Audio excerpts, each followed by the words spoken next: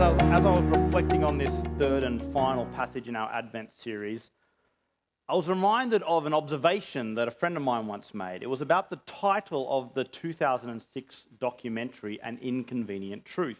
It's about global warming. And that title, or that phrase, An Inconvenient Truth, it's become a bit of a cliche, I suppose, but that's a shame because, as my friend observed, it's actually a very clever form of words. Clever because it signals to us that there are different types of truth, or that we feel differently about different types of truth.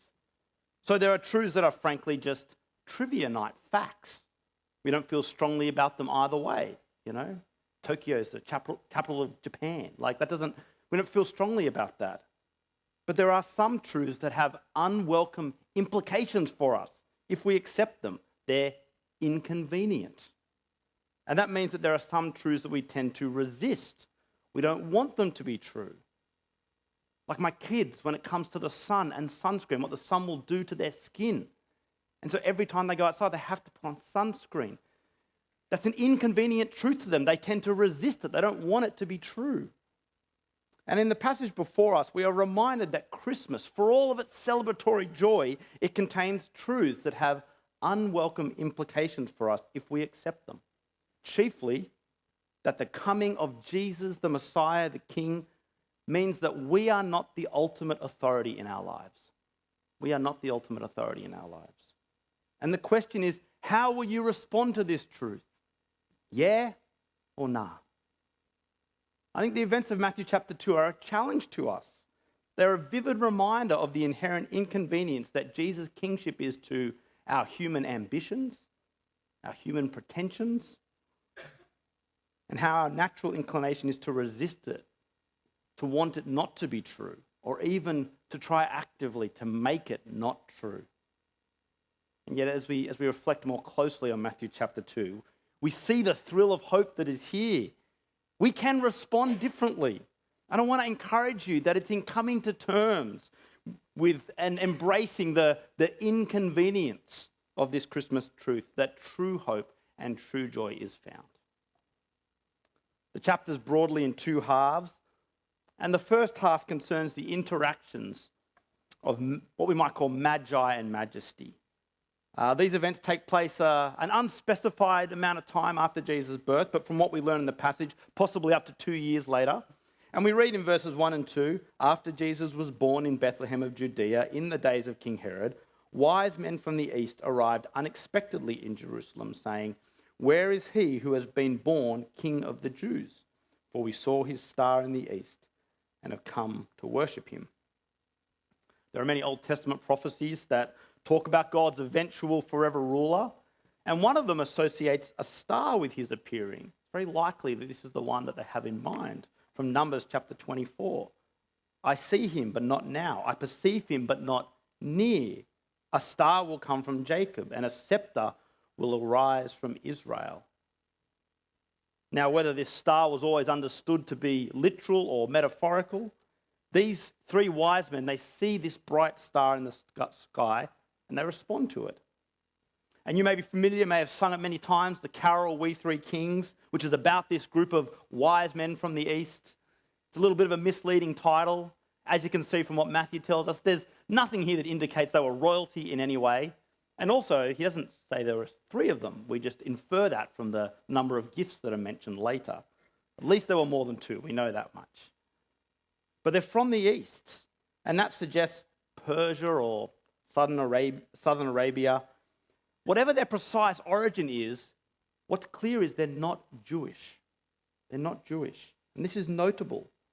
It means that some prophetic word about the promised forever king of the Jews has reached people elsewhere, people of the east, maybe through the exile to Babylon and the intervening time there.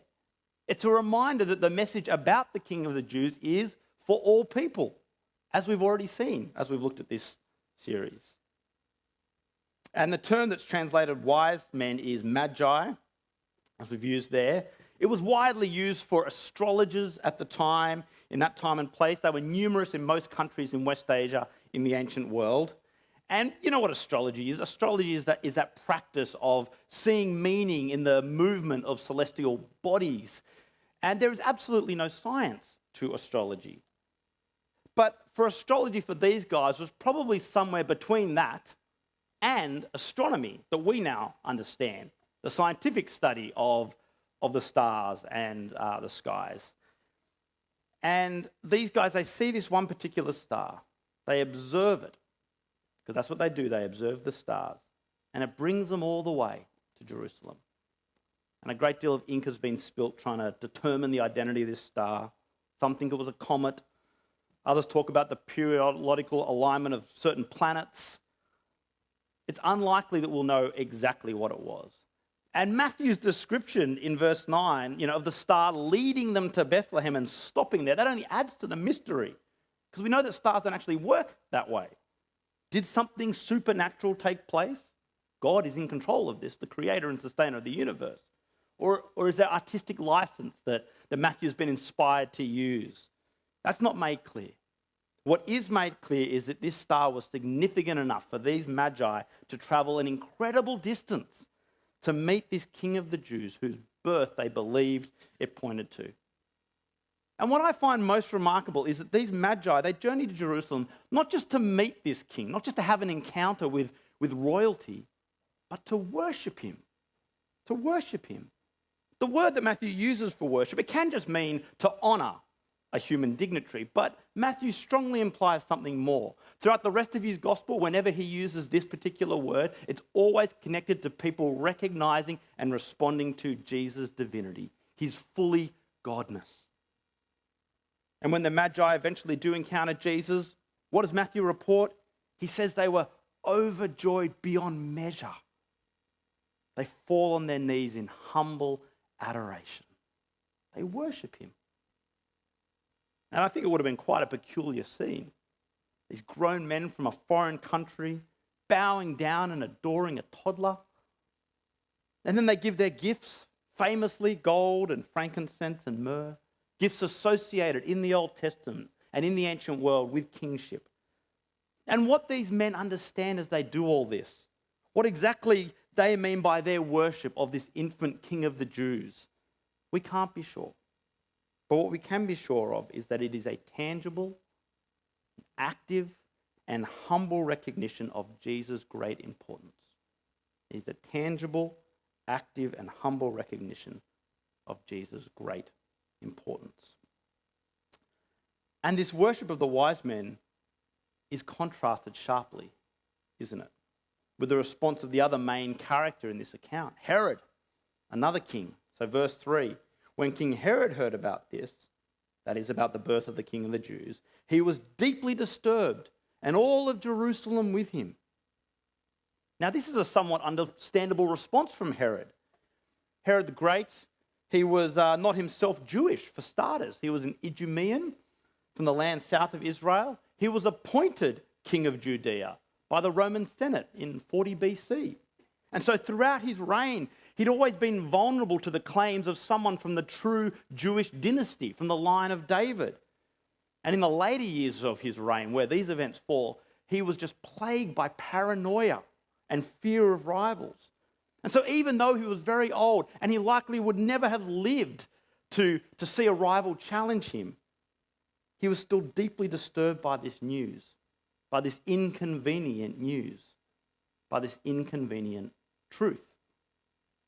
And because Herod wasn't actually Jewish, in order to find out what the deal is with this expected king, what are we told? We're told he assembled all the chief priests and scribes of the people and asked them where the Messiah would be born. And they tell him, according to the prophet Micah, in Bethlehem, in Judea. And you can just imagine Herod's surprise. Bethlehem, that small, relatively insignificant town just 10 kilometers south of us in Jerusalem, right next door. And with that information, he makes his next move. So verse 7, Herod secretly summoned the wise men, asked them the exact time the star appeared. He sent them to Bethlehem and said, "Go and search carefully for the child. When you find him, report back to me so that I too can go and worship him." And to the wise men, This would have sounded just appropriately pious from the king of the Jews. But as readers, we know that Herod is just paying lip service. In fact, he's just faking it entirely. We already know how he actually feels about the news of this king and his true sinister motives. They're alluded to in verse 12 when the Magi themselves are supernaturally warned not to return to Herod with Jesus' location. And so that's the first half of the chapter, two contrasting responses just off the bat there. The Magi, joy, worship. Herod, disturbed, seeking destruction. And then the rest of the chapter is really what we might call the downstream effects of Herod's paranoid, hostile, tyrannical response to Jesus' inconvenient kingship. So everything from the necessary travel to Egypt as asylum seekers, the horrific massacre of boys under 2 in the region, the eventual travel back to the north of Israel in order to avoid Herod's equally hostile son who succeeds him some years later. I mean, it's quite something that one man such as Herod can produce so much hurt, so much upheaval. How? Well, because of the power he wielded, because of the almost absolute power that he wielded. Many of you know the quote from the 19th century British politician Lord Acton, who famously observed, writing to a friend, that power tends to corrupt and absolute power corrupts absolutely. And the truth of that statement has been seen countless times throughout human history, no less horribly than in the actions of Herod the Great. Can you get more absolutely corrupt than the cold-blooded killing of newborns? And it's not like this atrocity was, a terrible exception for Herod. Like this is the one time he just went rogue in his paranoia. His ruthlessness, especially when it came to potential rivals, is well documented outside the Bible. Some of his victims include 3 of his own sons, many groups of suspected conspirators, in a couple of cases with their entire families. Ruthless.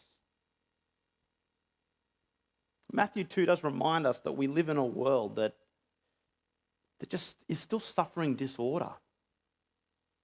That not every Christmas is calm and bright, as the carol Silent Night portrays it. Christmases around the world are full of hurt and violence. They will be this very year. Either within families or within communities or within nations that are at war at the moment. This is the disordered reality of the world that we live in. And it's the disordered reality of the world that Jesus was born into, where hatred and hurt reign, where people crave power and do whatever they can to hold on to it. And I thank God that men, even those with seemingly absolute power like Herod, that they are judged for their actions by the one true absolute power. It's a wonderful, comforting truth that comes out of a very sobering passage. But it's not the only truth.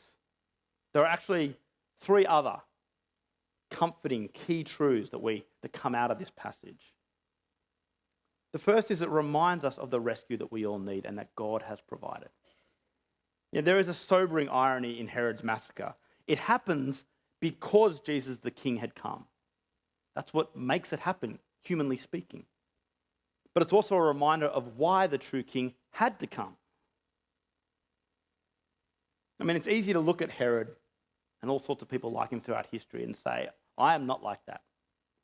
And while that absolutely might be true, there is something that you share with Herod, that I share with Herod, that we all share with Herod. We share the same spiritual rebellion at the heart of Herod's monstrous act. It's what the Bible calls sin. We thought about this a bit last week.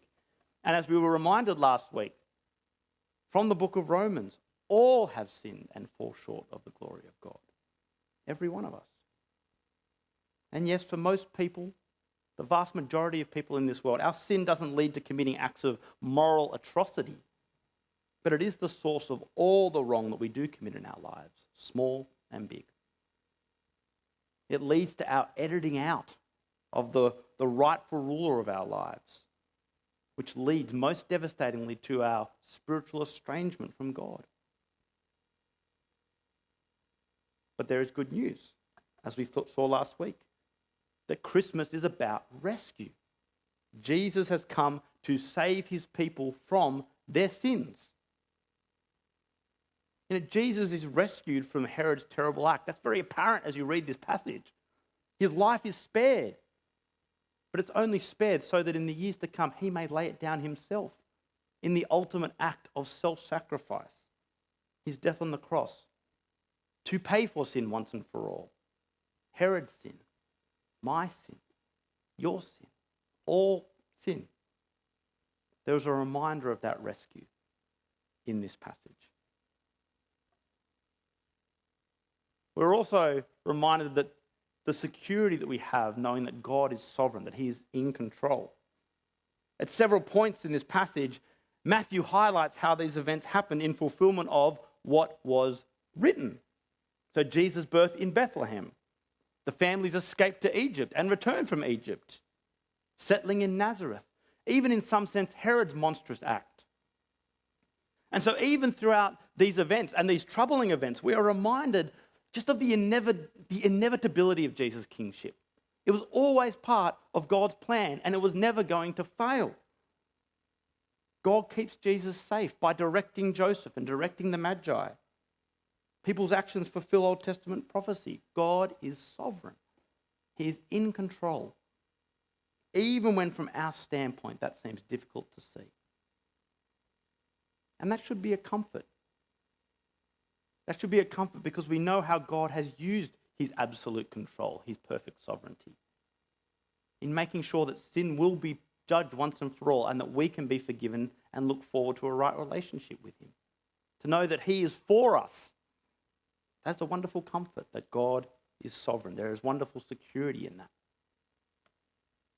And lastly, we are reminded of the reality of response. That is, that we need to respond one way or another to Jesus.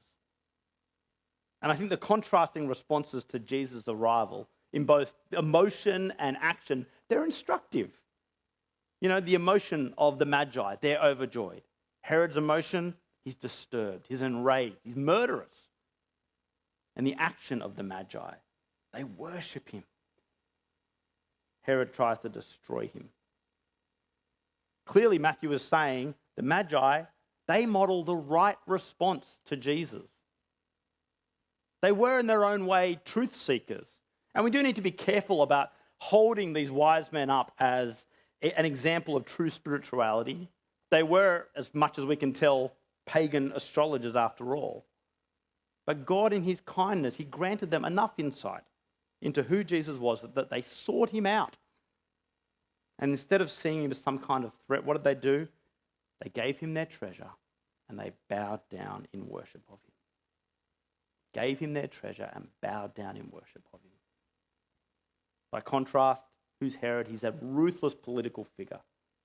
He was concerned exclusively with Jesus' threat to his material power, his political power and the wealth and everything that would have come with that. He never understood the spiritual nature of Jesus' kingship. And in that sense, he's no different to a vast number of people today. And the best that can lead to is a dead faith. One author, Matthew Henry, writes this. He says, "Let us beware of a dead faith. A man may be persuaded of many truths and yet may hate them because they interfere with his ambition or sinful indulgences. Such a belief will make him uneasy and more resolved to oppose the truth and the cause of God and be foolish enough to hope for success this way." That's Herod, right? He's a man of ambition and sinful indulgences. He's the very definition of a dead faith. King of the Jews, but in name only. He only ever lived for self. He paid lip service to the God of the Jews. It is no surprise that when he learned of God's promised true king, he hated him. And again, it's easy to go, well, I don't hate Jesus. That doesn't have to be my response of opposition.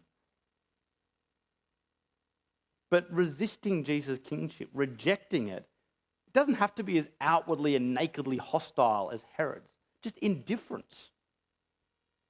Nah. That amounts to the same thing when it comes to your relationship with God. May that not be true of us. When it comes down to it, there is a reality that our response to Jesus is binary. You are either with him or against him. I think as the example of the Magi shows, we can and should respond differently. We can respond worshipfully. Now, what does that look like in our lives? To give Jesus our treasure and to bow down in worship before him. Jesus is no longer a toddler, residing in his parents' house here on earth. Jesus is risen. He's ascended. He's ruling on high. What does worshipping him look like? Well, we saw it last week. It looks like entrusting your life, not just giving intellectual assent. It looks like entrusting your life. So if you're someone who has realized that you need the forgiveness that Jesus holds out, letting that be something that you meditate on regularly, on God's grace to us in Jesus, that will warm your heart towards Jesus. And then it looks like responding in explicit worship. So in prayer, communicating that way, in praise, as we do when we gather. And it will look like a life shaped by all those things, that is completely Jesus orientated, by godly living, being able to say yes to Jesus' way. Not perfectly, because we're not perfect, even when we're forgiven. But it's taking steps to let the reality of Jesus' kingship shape every area of our lives, our thoughts, our actions, our relationships, our work. That's the reality of the response that is before us. As we saw last week, there is joyful truth at the heart of Christmas. Rescue. God came as one of us in order to save us, in order to restore our relationship with him. And this truth is inconvenient to hear, that we need rescuing. But it demands a response. It's only joyful if we accept it, if we accept the rescuer.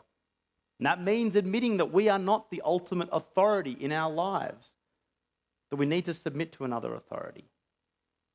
These are truths that we instinctively resist. They cut to the very heart of our human ambitions and pretensions, who we think we are, what we ultimately want. Let me tell you, they are truths that if you come to terms with them and if you embrace them, they are the source of true and lasting joy. Embracing Jesus' kingship, it frees us from the need to succeed at all costs, materially, relationally, and spiritually. Embracing Jesus' kingship reminds us that it is not up to us to make our lives meaningful. Jesus has done that by making us his forever. Embracing Jesus' kingship, it gives us the tools to confront sin and evil, but not be overcome by it, because we know where God is taking this creation. We know the ultimate judge will judge and bring everything to order. And embracing Jesus' kingship enables us to just to enjoy life as it is, as the gift it is that God has given to us, and to enjoy it as merely the opening chapter of a much more glorious eternity. And so let me encourage you this Christmas, if you've not yet done so, to set aside your own ambitions, your own human pretensions, and bow down in humble adoration of King Jesus, either ongoingly or for the first time. Let me pray.